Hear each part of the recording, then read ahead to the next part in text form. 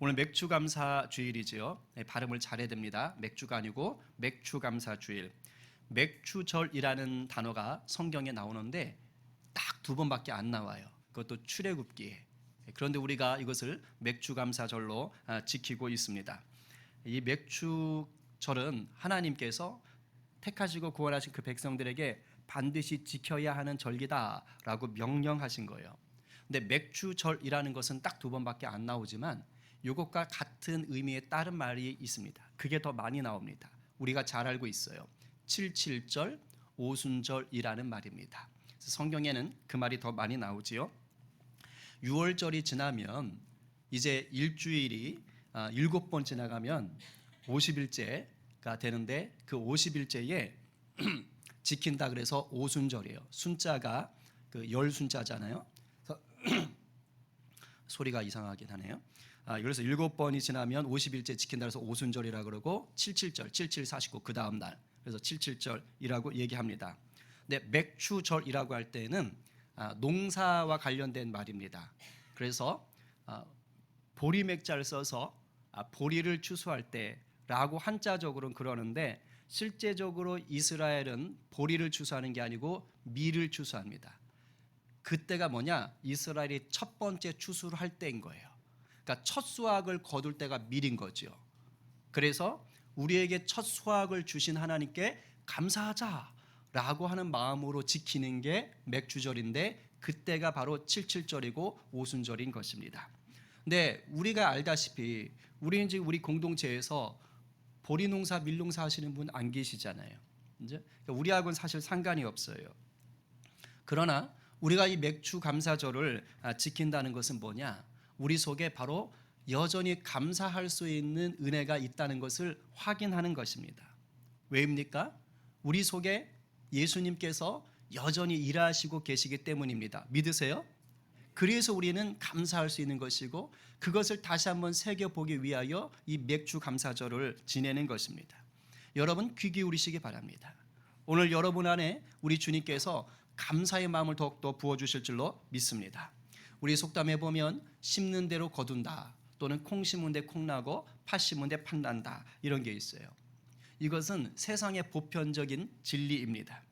하나님이 이 땅에 두신 일반 은총이기도 한 거지요. 근데 감사가 이 원리를 따라가요.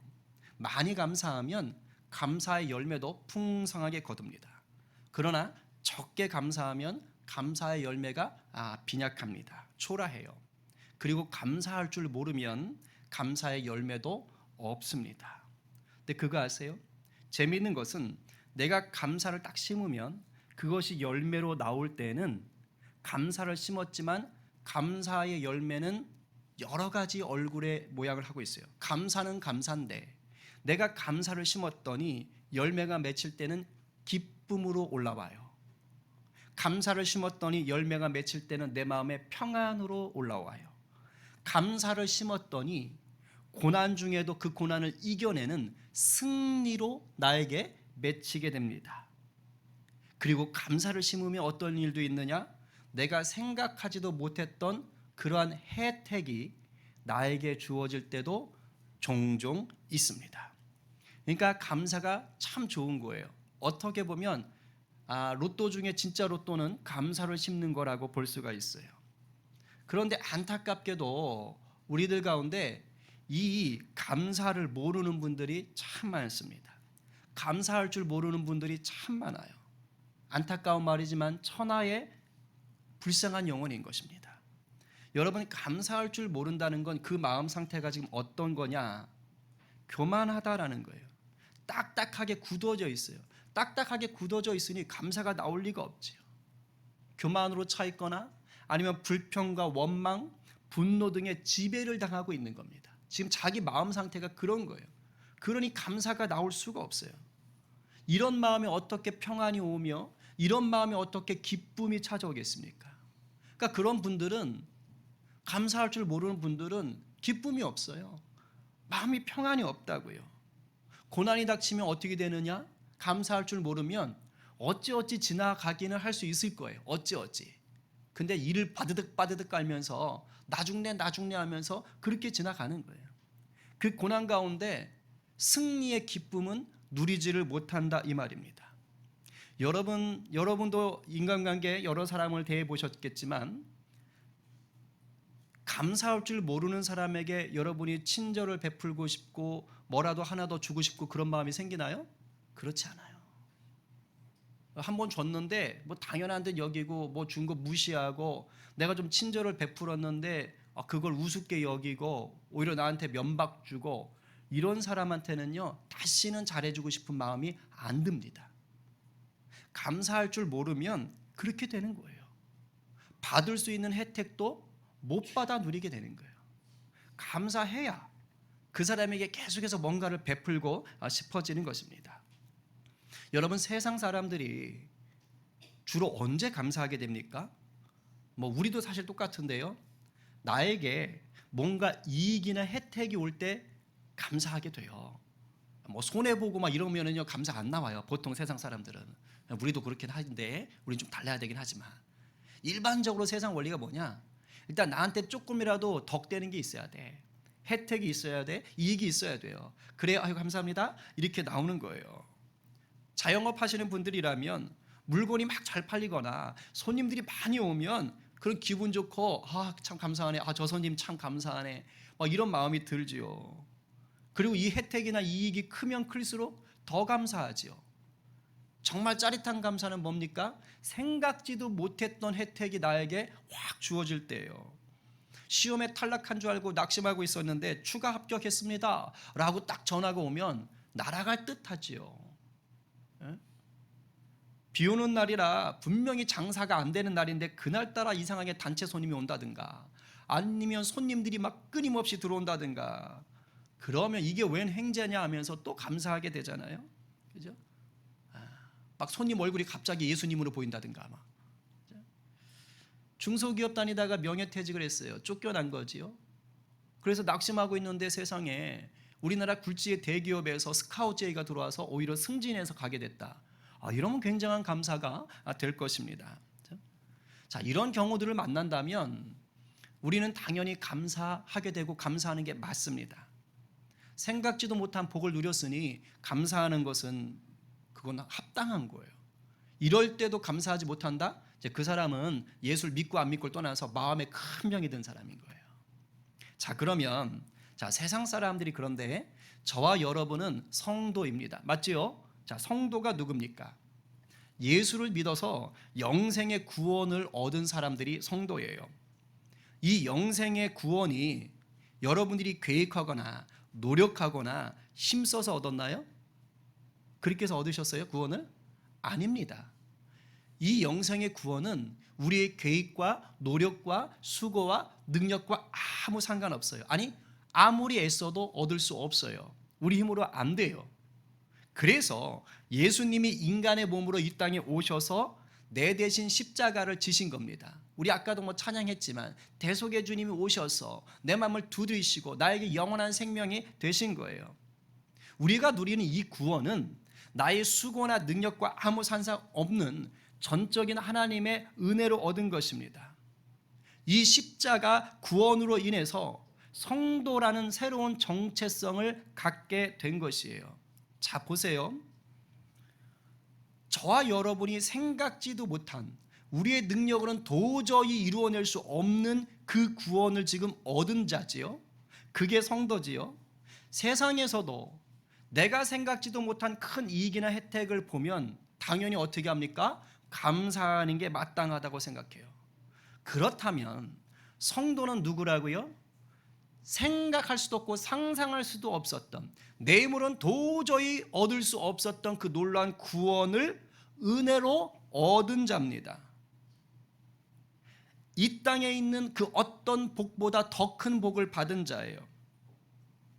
이 세상에 존재하는 그 어떠한 이익이나 혜택보다도 비교할 수 없을 만큼 엄청난 은혜를, 복을 누리는 것이지요. 그렇다면 여러분, 성도는 어떠한 존재여야 하는가? 내가 성도라는 이유 그 하나만으로 감사하는 자가 되어야 합니다. 그 하나만으로. 500원짜리가 좋아요? 10만 원짜리 수표가 좋아요? 둘 다 좋아요? 이러면 안 되고, 그죠? 500원짜리하고 10만 원짜리 수표 있으면 뭐 애기들이야 뭐 동전 찾겠지만 우리는 10만 원짜리 가져가잖아요.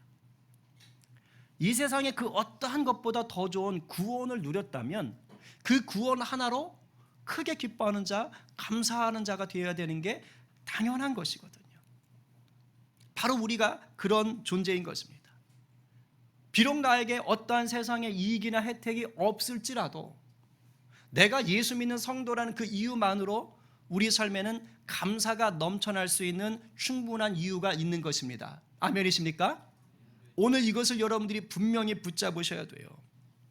이것을 잘 표현한 찬송가가 있어요. 438장 제가 참 좋아하는데 내 영혼이 은총 입어. 여러분들도 참 좋아하지요? 거기 3절 가사가 그거 아니에요? 높은 산이 거친 들이 초막이나 궁궐이나 내 주 예수 모신 곳이 그 어디나 하늘나라 할렐루야 찬양하세 내 모든 죄 사함받고 주 예수와 동행하니 그 어디나 하늘나라.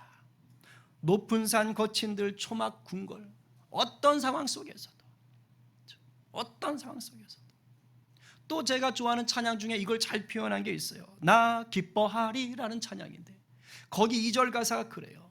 환경의 지배를 받지 않고 내 팔의 힘과 목소리 느끼는 감정과 상관없이 내 마음 기뻐하기로 결심을 했네.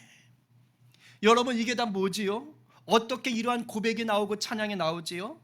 다 우리 예수님으로 인해서 누리는 뭐의 열매입니까? 감사의 열매인 것이에요. 예수를 믿는 성도이기 때문에 내가 초막에 있든 궁궐에 있든 나는 그것 때문에 감사하는 것이 아니고 주님 때문에 감사합니다. 내가 환경의 지배를 받지 않고 내 감정의 지배를 받지 않고 나는 주님으로 인하여 기뻐할 수 있습니다. 감사의 열매가 있는 것이에요. 그런데 안타깝게도 이 놀라운 감사의 열매를 일상에서 맛보고 누리는 성도들이 너무 적다는 사실이에요. 여러분의 일주일간의 삶을 한번 돌아보시기 바랍니다. 얼마나 감사의 열매를 누리셨습니까? 왜 우리가 감사의 열매를 누리지 못할까요? 아까 그랬지요? 심어야 된다고. 감사를 심어야 되는데 감사를 심질 못하니까 이미 허락된 놀라운 그 열매들을 누리지 못하는 거예요. 우리가 한 주를 살면서 환경에 치이고 감정의 지배를 당하며 살아요. 돈 문제, 건강 문제, 직장 문제, 인간관계, 가족에게 서운함, 앞날에 대한 걱정들 막 이런 것들이 막 덤비는 거예요. 거기에 눌려버리는 거예요. 그러니까 마음이 불안하고 두렵고 막 억울하고 서운하고 화가 나고 막 슬프고 그러는 거예요. 그렇게 한 주를 살아가고 있는 거예요. 그러다가 교회 오면 징징 짜다가게 되고 감사의 열매를 누리지 못하는 것입니다. 그러나 다시 말씀드리지만 영적으로 볼 때 성도는 이미 예수님으로 인해 사망 권세를 이긴 자들입니다. 아멘이세요? 아멘이지요. 아니 사망보다 더 큰 고난이 이 땅에 있나요? 없잖아요.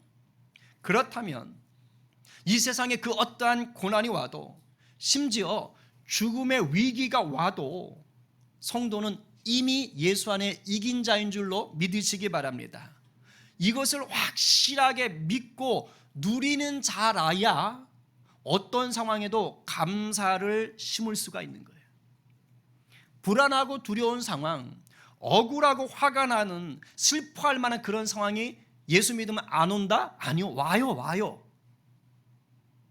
믿으나 안 믿으나 어려움 와요. 예수 믿으면 더 힘들 수도 있다고요. 그런데 그럼에도 불구하고 그 예수님으로 인하여 우리는 감사의 열매인 뭐요?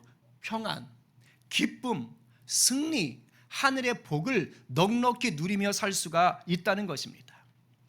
우리가 이렇게 어떠한 상황에도 감사를 심어서 감사의 열매를 풍성하게 거두려면 어떻게 할까요? 오늘 두 가지로 짧게 말하도록 하겠어요. 첫 번째는 예수님이 내 주인 되심을 정말 온전히 신뢰하셔야 됩니다.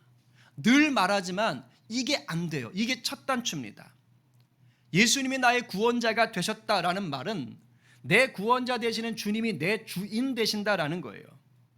주님을 나의 주인으로 모시며 산다라는 뜻입니다. 그럴 때야 비로소 우리 주님이 나에게 부활의 능력, 하늘의 복을 주신다는 것을 누리는 거예요. 내가 예수님을 주인으로 모셔야. 달리 말하면 환경이 괴롭고 힘들 때 거기에 눌리지 않을 수 있다고요. 너무 힘들지만 내가 주님을 주인으로 모셨더니 힘이 나고 이길 수 있는 길이 생기는 것이에요. 근데 이걸 우리가 자꾸 잊어요. 예수님이 내 주인됨을 잊고 내가 계속 주인 노릇합니다. 그래서 세상에서 닥치는 여러 가지 일들을 내가 해결해 보려고 해요. 물론 내가 해야죠. 근데 주님께 맡김으로 하는 게 아니라 내 지식, 내 경험, 내 감정, 내 말빨 이런 걸로 해결해 보려고 한다 이 말입니다. 그러니 어떻게 될까요? 일단 내 마음에 안 드는 상황이 너무 많아요. 내가 주인 돼버리니까 내 마음에 안 드는 상황이 너무 많아. 여러분, 내 마음에 안 드는 상황이 닥쳐오면 기뻐요? 기분 나빠요? 기분 나빠지잖아요. 기분 나쁜 상황이 많아진다고요. 그럼 어떻게 돼요? 우리 감정이 또 힘들어지는 거예요. 예수님을 주인 삼지 않고는 아무리 헌금 많이 하고 뭐 교회 봉사 많이 하고 다 소용없어요. 예수님이 주인 되지 않은 분들은요, 교회 와서 화내요. 왜냐하면 내 뜻대로 안 되는 게 많으니까. 교회 와서 예배 드리는데 더운 것도 화나고 추운 것도 화나요. 내가 주인 돼버리면. 철저하게 예수님이 내 삶의 주인 되셨다라는 것을 인정하시고 그것을 신뢰하지 아니하면 결국 우리는 상황들 속에서 자꾸 무너지게 되고 그 상황에 눌리게 되는 것이에요. 오늘 본문 말씀 다시 한번 크게 봤습니다. 아무것도 시작. 아무것도 염려하지 말고 다만 모든 일에 기도와 간구로 너희 구할 것을 감사함으로 하나님께 아뢰라. 그리하면 모든 지각에 뛰어난 하나님의 평강이 그리스도 예수 안에서 너희 마음과 생각을 지키시리라. 아멘. 자, 보세요. 6절에서 아무것도 염려하지 말라고 했죠. 자, 아무것도 염려하지 말라는 말은 염려할 상황이 생긴다 안 생긴다? 생긴다는 뜻이에요. 아무것도 염려하지 말라는 건 너에게 염려할 상황이 엄청 많을 수 있다 이 말입니다. 그럼 그때 어떻게 하라 그래요? 모든 일을, 모든 구하는 것을 하나님께 아뢰라라고 얘기합니다. 염려거리가 생길 때 하나님께 아뢰래요. 그런데 어떠한 태도로 아뢰랍니까? 염려하는 상태에서 아뢰라고 합니까? 아니요, 감사함으로. 염려에 잔뜩 눌려가지고 휩싸여가지고 하면서 아뢰는 것이 아니라, 너 염려가 있어? 그 염려거리가 뭐야? 하나님께 아뢰. 아니, 모든 것을 하나님께 아뢰. 그런데 어떻게? 감사함으로. 감사함으로. 그런 감사함으로 아뢰면 내가 염려했던 그 문제를 하나님이 다 없애주신답니까? 아니요. 7절에 보니까 문제를 없애주신다고 하지 않고요, 하나님이 이미 너무 잘 아셔서 우리에게 주시는 게 뭐예요? 우리 마음과 생각에 평강을 주신다고 했어요. 그래서 우리를 지켜주시는 거예요. 지켜주시는 거예요. 내 눈앞에 문제 상황, 염려거리가 되는 상황은 아직 그대로 남아있을 수가 있어요. 그런데 신기한 것은 내 마음이 감사하는 마음으로 하나님께 미주알 고주알 다 맡겨버렸더니, 아뢰었더니 어떻게 되는 거예요? 주님이 내 마음에 평강을 주시는 거예요. 더 이상 문제가 문제로 여겨지지를 않는 거예요. 그럼 이기는 거예요. 문제를 문제로 여기고 문제 때문에 걱정이 되고 근심이 되면 내가 지는 건데, 그게 걱정이 안 돼. 분명히 걱정거리로 내게 다가왔지만 하나님께 기도하고 아뢰고 구했더니, 하나님을 신뢰함으로 나갔더니, 믿고 나갔더니, 아, 그렇지, 하나님 내 주인 되시지, 주인께 말하면 도와주시지 라고 기도했더니만이 환경은 모양새가 엉망인 것 같은데, 할렐루야, 그래, 이 또한 지나가리라. 이 또한 주님이 만지시리라. 합력하여 선을 이루게 하시리라. 이것이 나를 연단하는 것이리라 라는 마음의 평강이 오는 거예요. 이 사람은 어떻게 이겨요? 못 이기는 거예요. 그 사람이 이기는 거예요. 그런 사람에게 주님이 역사하시는 것입니다. 이런 일이 어떻게 가능합니까? 하나님이 나에게 그런 분이라는 걸 믿었기 때문이에요. 하나님을 나의 주인으로 신뢰했으니까 미주알 고주알 갖다가 아뢰는 것이에요. 주님이 이미 승리 주셨고 이기게 하실 것을 믿으니까 나갈 수 있는 거예요. 여러분 이런 인생 되기를 간절히 바랍니다. 그래 감사의 역사가 나오는 거예요. 작년에 재정 우리 세미나 할 때 오셨던 집사님, 김 집사님, 저 이제 세미나 좀 들으면서 또 교제를 하고 있는데 이분이 쫄딱 망한 거예요. 근데 어차피 좀 어렵게 살다가 그냥 좀 어려우면 그러려니 할 텐데 떵떵거리면서 살다가 쫄딱 망한 겁니다. 그분이 굉장히 충격이 컸던 거죠. 그래가지고 결혼하고 서울로 도망치도 올라왔는데 첫 아이를 낳았는데 또 불치병이네. 첫 아이가. 뭐 약값이 감당을 못하는 거예요. 근데 나을지 안 나을지 몰라요. 결국 뭐 세상을 떠났지만, 그러니까 너무 어려운 거예요. 첫 아이. 그런데 망했으니 뭐 집안에 돈은 없고, 나름 법대 나온 사람인데, 그런데 전단지 돌리는 거 했대요. 전단지 돌리는 거 해보셨어요? 전 해봤는데 아직 안 해보셨구나. 야근 애들은 그걸 한 100장씩 쓰레기통에 버리고 도망가고 막 이렇게 하는데 전단지 돌리는 거였다는 거 아니에요? 그래서 80만 원을 벌었대요. 애가 둘인가 셋인데 첫 아이는 불치병이고 병원 치료해야 되는데 80만 원. 그걸 어떻게 살겠습니까? 그런데도 주인 되신 하나님을 철저히 의지하고 신뢰하고 그러면서 기도하고 그러면서 감사로 나아가는 거예요. 그랬더니 마음에 평강이 있는 거예요. 이거는 낙천주의가 아닙니다. 그런 게 아니에요. 어떻게 되겠지 그런 게 아니고 문제 상황이 있는데 하나님 앞에 맡기고 기도하고 그 상황 속에서 하나님 앞에 최선을 다하고 나갔더니 하나님 주시는 평강이 있는 거예요. 근데 그걸로 끝나는 게 아니에요. 그 교회 성도들의 마음을 움직여서 그 교회에 뭐 지목 헌금이라는 게 있대요. 누군가가 자기 성도 중에 어려운 성도가 보이면 그 성도에게 재물을 흘려보내는 거예요. 무명으로 흘려보내는 거예요.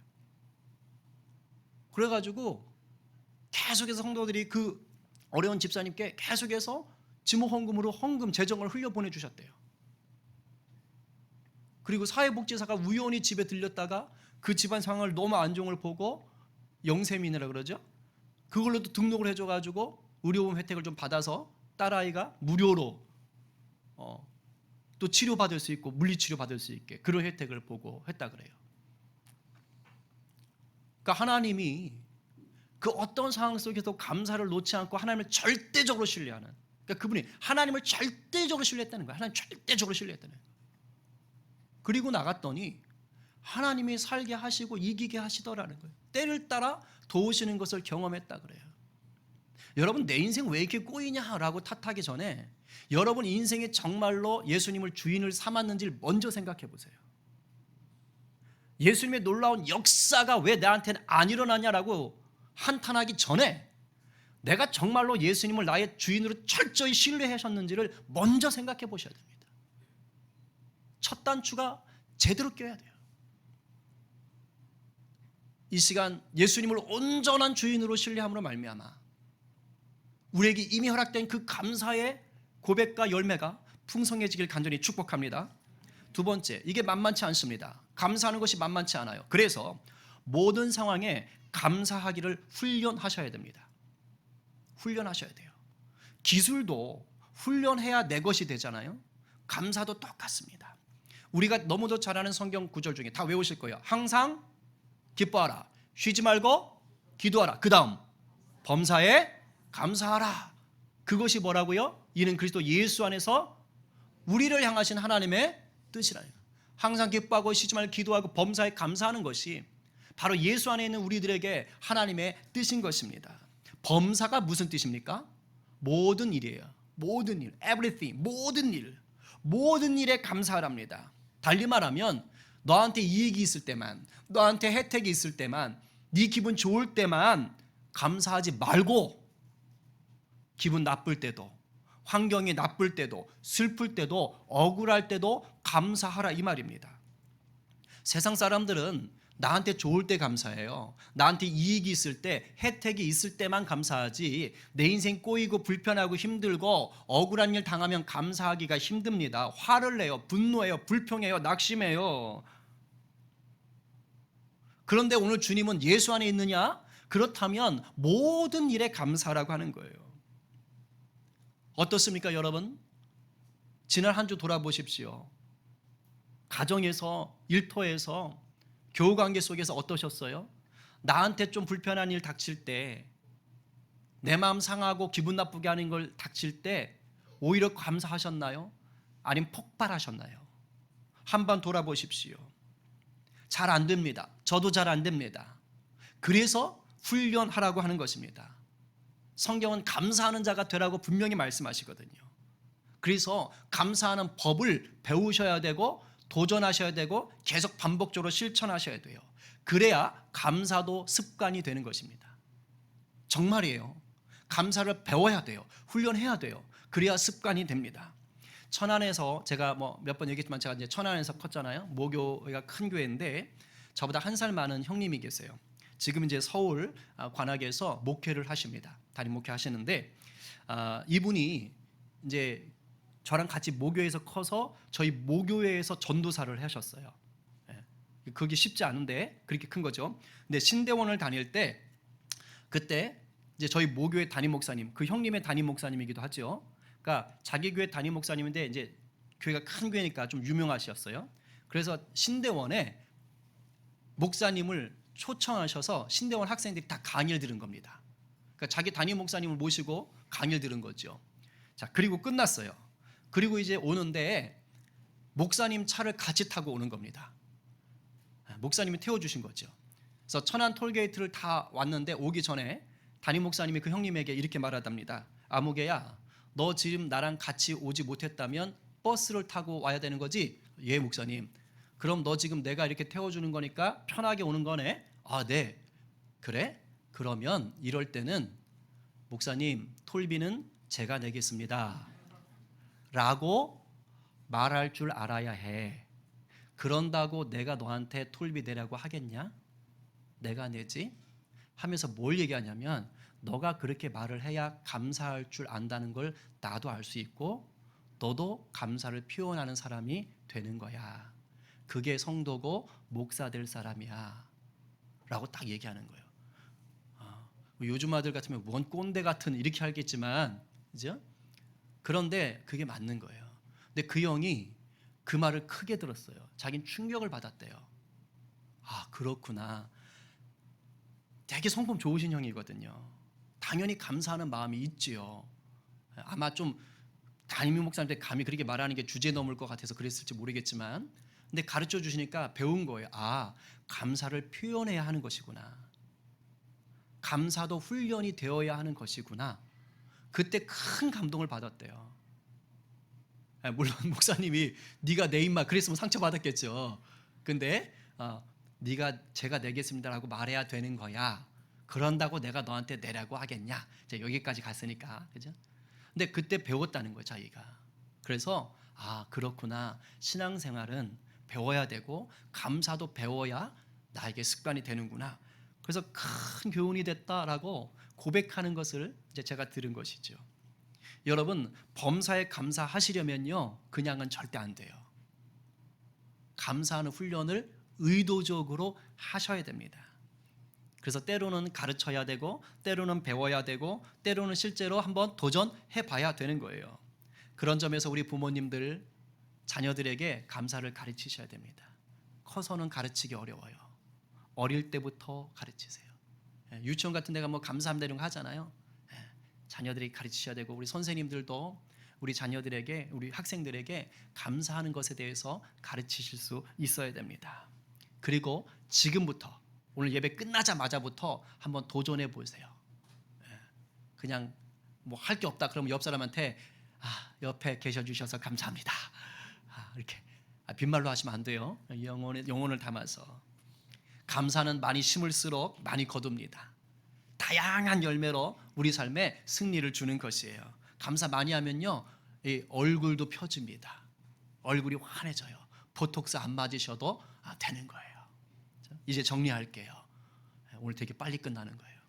성도는 세상 일이 잘 풀릴 때만, 혜택이 많을 때만 감사하며 사는 그런 수준의 인생이 절대 아닙니다. 성도는 예수 십자가로 존재가 새롭게 된 인생들이에요. 이미 감당할 수 없는 영생의 복, 부활의 복이 있기 때문에 언제나 어떤 상황이나 감사할 수 있는 것이 성도의 인생인 줄로 믿으시기 바랍니다. 오늘 맥주감사절에 우리가 성찬식을 하는 이유가 뭐냐? 바로 이 거듭남의 은혜, 이 놀라운 구원의 은혜에 다시 한번 우리가 들어가자는 거예요. 떡과 잔을 통해서 나를 위해 죽으신 예수 그리스도의 살과 피를 기억하며 감사하자는 거예요. 나를 위해 살과 피를 내어주신 예수님이 지금 성령으로 나와 함께 하시고 주인 되신다는 것을 믿고 감사하자는 거예요. 내가 주인이 아니구나, 우리 성령님이 주인 되시는구나 라는 것을 분명하게 아는, 다시 한번 선포하는 그런 시간 되기를 바랍니다. 세상적인 시각으로는 도저히 감사할 수 없을 때조차도 한번 감사를 선포하는 훈련을 해보십시다. 그럴 때 우리 마음과 생각을 평강으로 지키며 이기는 자로 살게 하시는 그 은혜가 가득할 줄로 믿습니다.